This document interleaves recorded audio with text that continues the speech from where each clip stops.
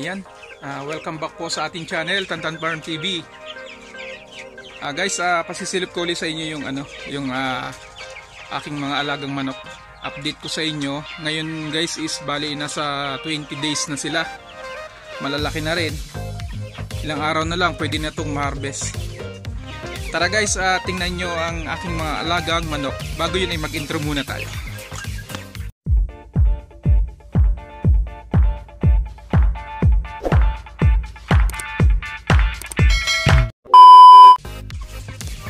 Ayan guys, ang ating mga 45 days.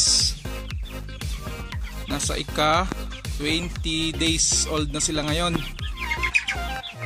Ayan. Malalaki na rin sila ngayon. Malapit na rin ma-harvest to guys.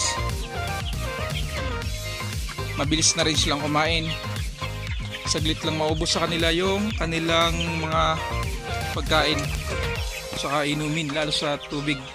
Kailangan talagang mababantayan mo.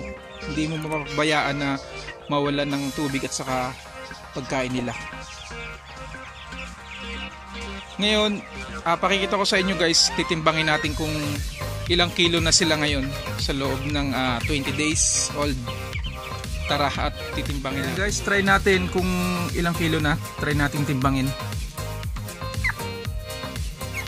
Ayan. Yan, pumalo na siya ng 1.1 kilo. Ito yung ating manok. 20 days na siya. Ayan.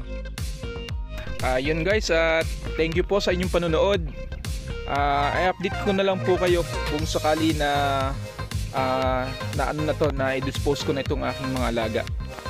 Yun lang guys, at ingat po tayo saan man tayo naroon sa ngayon. Ingat po tayo and bye bye po. God bless.